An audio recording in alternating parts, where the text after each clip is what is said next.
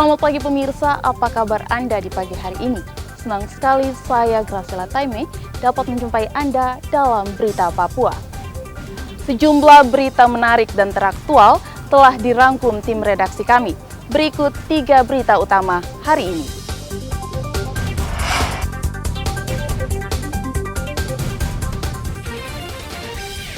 Dua rumah dan sekolah PAUD di kota Jayapura terbakar. 28 hari belum ditemukan, polisi dan tentara perluas area pencarian pilot Susi Air. Gelar pelantikan Ketua DPD dan kumpulkan massa di luar ruangan, Bawaslu Papua Barat Daya, tegur PDIP.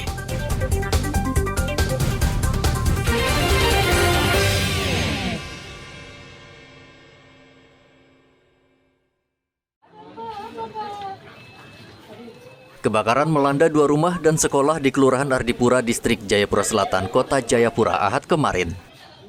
Warga berupaya memadamkan api, namun bangunan yang terbuat semi permanen membuat api semakin besar dan dengan cepat merembet ke bangunan lain. Diduga api berasal dari sebuah rumah yang mengalami korsleting listrik. 4 mobil pemadam kebakaran milik pemerintah Kota Jayapura dan mobil water cannon milik Polda Papua dikerahkan untuk memadamkan api. Kami menerima laporan dari warga pukul 23.51 dan kemudian kami tidak lanjuti dengan menuju ke lokasi. Lokasi yang terbakar adalah 1 unit rumah yang terdiri dari 5 petak, kemudian merambat sampai ke salah satu rumah dan menghabiskan juga 1 unit TK El Sadai. Api dengan cepat merambat ketika dari bangunan di bawahnya berasal dari lilin yang kemudian merambat sampai dengan di bangunan di atasnya. Untuk sementara tidak ada korban jiwa, namun dapat kami sampaikan bahwa akses untuk menuju ke lokasi agak sulit, sehingga sedikit menyulitkan bagi warga untuk melakukan pemadaman. Dalam waktu kurang lebih 1,5 jam, anggota damkar berjibaku dibantu oleh AWC dan dibantu dengan teman-teman dari Angkatan Laut. Sekitar 1 jam petugas pemadam berjibaku, akhirnya api bisa dipadamkan sehingga tidak meluas ke bangunan lain. Tidak ada korban jiwa maupun luka-luka, namun harta benda milik warga tidak bisa diselamatkan. Polisi saat ini masih menyelidiki penyebab pasti kebakaran. Arthur melaporkan dari kota Jayapura, Papua.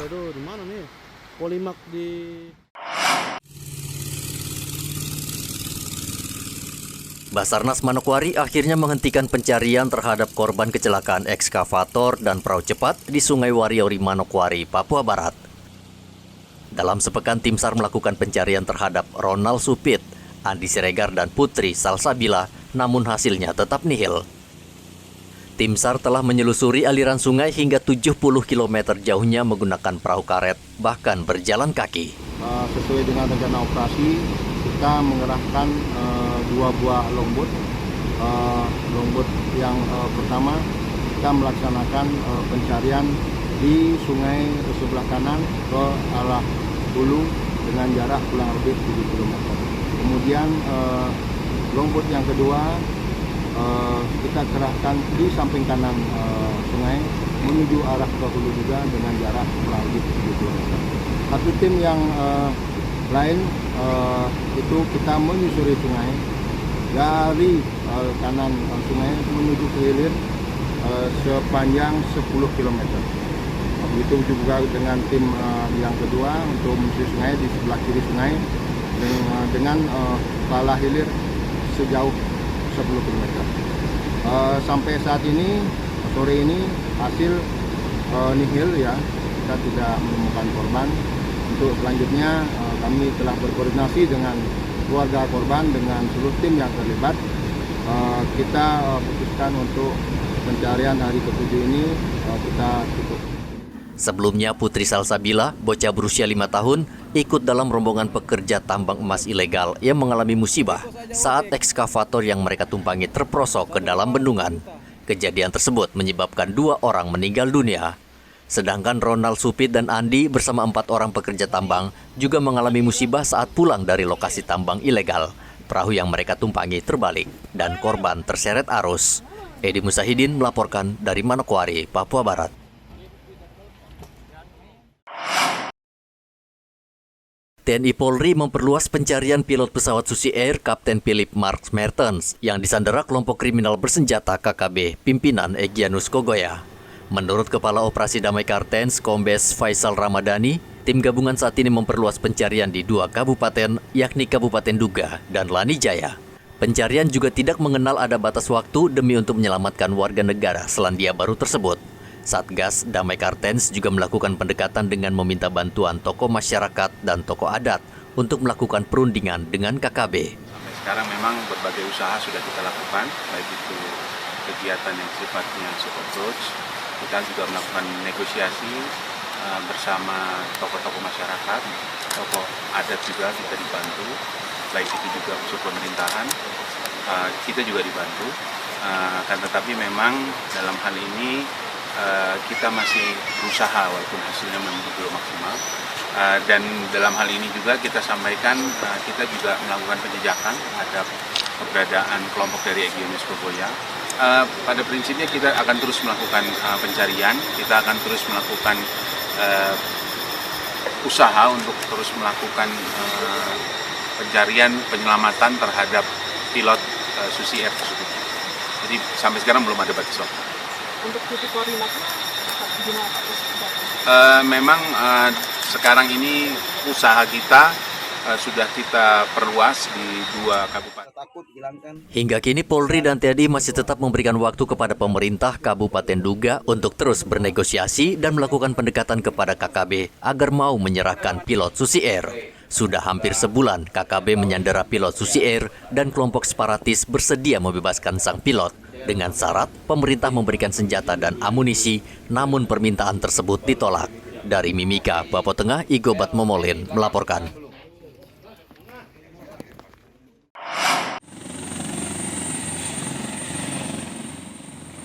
Kelompok kriminal bersenjata pimpinan Egyanus Kogoya sangat kejam.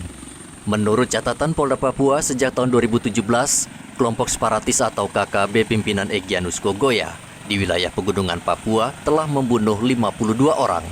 Hingga kini pimpinan kelompok ini masih berkeliaran meneror warga. Sementara aparat kesulitan menghadapi kelompok ini karena mereka kerap berpindah-pindah dan medan hutan yang sulit ditembus.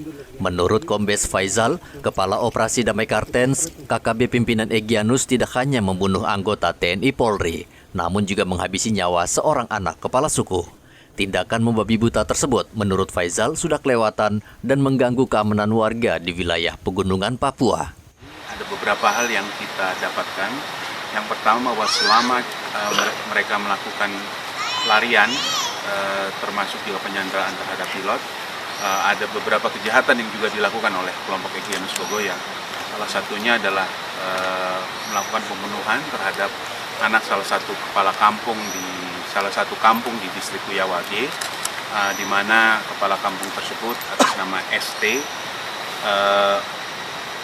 tidak bersedia untuk membantu kelompok tersebut ketika kelompok tersebut datang ke kampungnya untuk meminta bama, dan akhirnya anak yang berusia antara 6-8 tahun dengan inisial MT langsung dibunuh oleh Egyanus Kogoya sendiri.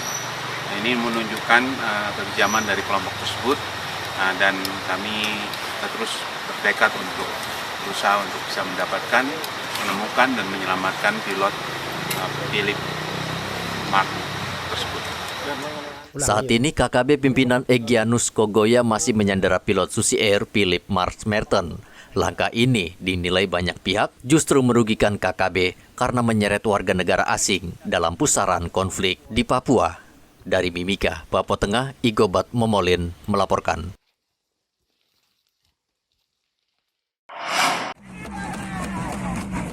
Komisi Pemilihan Umum dan Bawaslu Kota Sorong menegur Partai Demokrasi Indonesia Perjuangan (PDIP) Papua Barat Daya karena melanggar aturan dengan melakukan pengerahan massa di luar gedung saat menyambut kedatangan Ketua DPD PDIP Papua Barat Daya dalam acara pelantikan pengurus partai di Gor Pancasila, Kota Sorong. Teguran disampaikan ketika acara tengah berlangsung sehingga sempat memicu adu mulut, bahkan perwakilan PDIP sempat menelpon KPU Pusat memprotes sikap KPU dan Bawaslu daerah. Acara pelantikan Ketua DPD PDIP Papua Barat, Letjen Purnawirawan Yopi Onesimus Wayangkau akhirnya dilanjutkan. Proses pelantikan dilakukan Ketua Bidang Kehormatan DPP PDIP Komarudin Watubun. Menurut Ketua KPU Kota Sorong, Robert Yumame, pelantikan DPD PDIP Papua Barat Daya menyalahi aturan karena seharusnya proses pelantikan di dalam gedung, bukan di luar gedung, sehingga terkesan PDIP melakukan kampanye terselubung. Demokrasi Indonesia Perjuangan, ya. KPU dan Bawaslu sekali lagi Bapak Ibu sekalian. bukan surat pemberitahuan bahwasanya kegiatan dilaksanakan di luar gedung GOR Pancasila. Sesuai dengan ketentuan kita adalah ini bukan masa kampanye, tapi ada aturan di dalam PKPU 33 PKPU pasal 25 dan seterusnya menyatakan bahwa setiap aktivitas serta pemilu wajib melakukan sosialisasi, bukan kampanye, ya, sosialisasi. Nah, sosialisasi di sini dimaksud adalah sosialisasi gambar partai, ketua partai, secara Kita ini partai politik. Tuduhan KPU dan Bawaslu dibantah Ketua DPP Bidang Kehormatan PDI Perjuangan Komarudin Watubun. Ia mengatakan PDIP tidak melakukan kampanye dan KPU Kota Sorong dan Bawaslu tidak memahami aturan. Jadi belum ada pelarangan terhadap aktivitas, ini belum peserta pemilu, kecuali diumumkan peserta pemilu bertarung 2024 ini baru ada larangan terhadap, bukan larangan sebenarnya, pembatasan terhadap kegiatan partai. Pak Komar, dari pelantikan seluruh Indonesia baru kali ini ya ada penolakan dari KPU Bawaslu. Ya karena KPU yang lain tahu aturan. Meski mendapat teguran, acara pelantikan tetap berjalan aman dan lancar. Topan melaporkan dari Kota Sorong, Papua Barat Daya. Kasus pencabulan anak di bawah umur jumlahnya cukup mengkhawatirkan di Kabupaten Mimika. Hal tersebut tercatat dari penanganan kasus di Kejaksaan Negeri Mimika yang selama tahun 2022 mencapai 15 perkara. Dari 15 kasus yang berkekuatan hukum tetap tersebut, rata-rata pelaku dijatuhi hukuman antara 9 hingga 15 tahun penjara. Sebagian besar pelaku adalah orang dekat korban. Dan korban rata-rata masih di bawah umur, bahkan ada yang berumur 4 tahun. Itu sekitar 15 sampai 20. Kemudian untuk ancaman hukumannya kan 15 tahun maksimal. Jadi dari antara 15 sampai 20 itu dari rentang 5 tahun, 8 tahun, 10 tahun sampai yang terakhir 15. Itu semua sudah terlaksana. Jadi lebih banyaknya nanti mungkin teman-teman juga konfirmasi ke teman-teman pengadilan karena untuk perkara perlindungan anak ini tidak terekspos di SIPP. Jadi dia hanya berdasarkan nomor perkara, sedangkan nama dan saksi-saksi semua itu ditutup untuk umum. Jadi tidak semua bisa akses. Berarti dengan bisa menjelaskan. Lebih banyak orang dekat yang tinggal satu rumah, rata-rata bapak tiri. Kemudian ada supir yang suka antar jemput, terus tempat dia ngaji di mana ada orang dewasanya di situ juga. Jadi rata-rata di sekitar kiri kanan mereka aja. Karena anak-anak ini kan tipe anak-anak yang dijanjikan sesuatu kayak es krim atau beli apa begitu, dipinjamin main HP aja mereka sudah mau. Untuk menekan kasus pencabulan anak di bawah umur ini, Kejaksaan Timika berpesan agar orang tua lebih ketat mengawasi anak-anak mereka dan membatasi penggunaan telepon genggam yang belakangan ini banyak menyebarkan konten pornografi. Dari Mimika, Papua Tengah, Igobat Momolin melaporkan. Untuk mencegah penyalahgunaan bahan bakar minyak jenis solar di Kota Sorong, Papua Barat Daya, Pertamina memberlakukan sistem barcode agar penyaluran BBM bersubsidi tersebut tepat sasaran. Sistem barcode ini diberlakukan di seluruh SPBU di Kota Sorong, sehingga seluruh mobil yang akan mengisi bahan bakar solar wajib terlebih dahulu didaftarkan di aplikasi Pertamina. Tanpa barcode, petugas SPBU tidak akan melayani pembelian BBM jenis solar. Sistem ini disambut baik pengemudi truk. Juadi, salah satu sopir truk, mengaku dengan sistem barcode ia tidak perlu lama mengantre untuk mendapatkan solar di SPBU. Selama ini ia mengaku harus antre hingga 3 jam untuk membeli solar dan kini hanya 1 jam. Mempermudah Om membeli solar atau seperti apa? Mempermudah. Ya? Mempermudah sedikit karena agak kelonggar. Iya. Agak kelonggar. Oh, jadi kalau tidak pakai barcode tidak. Tidak terlalu antri. Biasanya kalau sebelum pakai barcode itu antrinya berapa jam? Panjang, sampai 3 jam, 4 jam. Sekarang antrinya gimana? Kurang lebih 1 jam saja. Om setiap hari beli di sini? Kalau habis ya datang lagi muatan tuh. Biasanya antrinya nih untuk berapa hari pemakaian? 2 hari. Itu om kerja apa maksudnya antar barang Bangunan pasir. dalam kota? Pertamina memastikan seluruh SPBU yang menjual solar di Kota Sorong telah menggunakan sistem barcode agar penyaluran BBM bersubsidi tepat sasaran. Dari data kita di sistem ini, kita lihat transaksi per harinya itu sekitar 700 mobil, 600 sampai 700 mobil. Itu data transaksi tercatat. Jadi di Kota Sorong ini penjualannya sudah semua menggunakan QR atau barcode. Jadi dengan barcode ini kita bisa mendata baik itu dari jumlah mobil dan jumlah BBM yang disalurkan per harinya. Jadi tujuan harinya berapa? Jadi tujuannya penggunaan barcode ini program dari subsidi tepat, di mana program ini adalah program yang bertujuan untuk menyalurkan BBM itu tepat sasaran kepada pengguna yang berhak. Jadi memang pengguna yang berhak yang boleh memperoleh barcode itu. Selama ini sopir truk mengeluh karena harus antre berjam-jam di SPBU untuk membeli BBM jenis solar. Menurut mereka, waktu yang terbuang sangat banyak sehingga merugikan pendapatan mereka. Topan melaporkan dari Kota Sorong, Papua Barat Daya.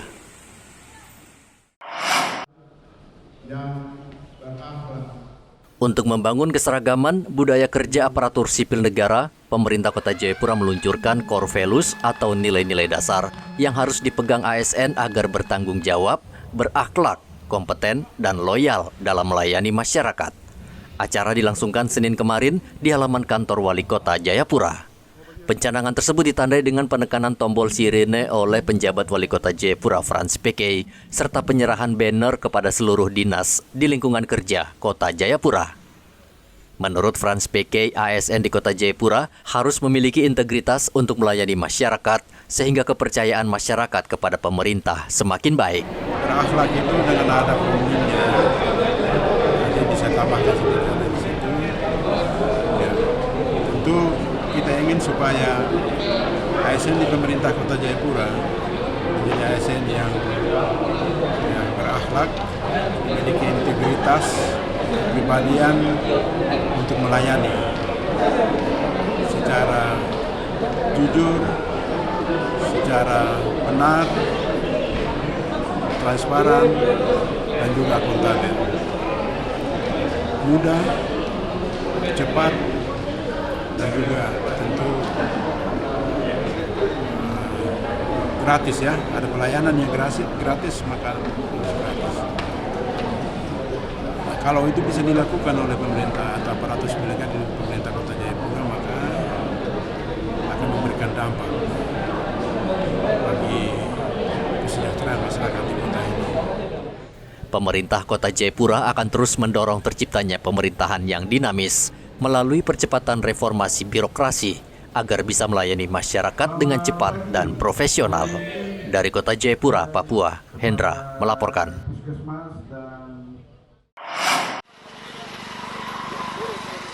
Satgas Damai Kartens menggelar pengobatan gratis kepada warga di Kabupaten Lani Jaya. Selain pelayanan kesehatan gratis, Satgas Damai Kartens juga memberikan bantuan sembako. Anggota Satgas mendatangi satu persatu rumah atau honai memeriksa kesehatan warga. Kesempatan ini tentu dimanfaatkan warga Lani Jaya karena mereka tidak harus berjalan kaki jauh ke puskesmas di kawasan ini. Puskesmas di Lani Jaya saat ini jumlahnya masih kurang, sehingga pelayanan kesehatan belum maksimal, khususnya di kawasan terpencil. Kabupaten Lani Jaya merupakan hasil pemekaran dari Jaya Wijaya.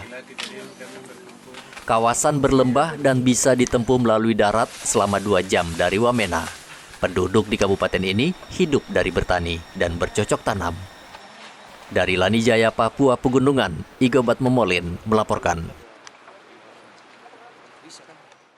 Pemirsa, informasi tadi sekaligus mengakhiri jumpa kita dalam Berita Papua. saya Graciela Taime mewakili kerabat kerja yang bertugas menyampaikan terima kasih, selamat beraktivitas, sampai jumpa. Wanyambe.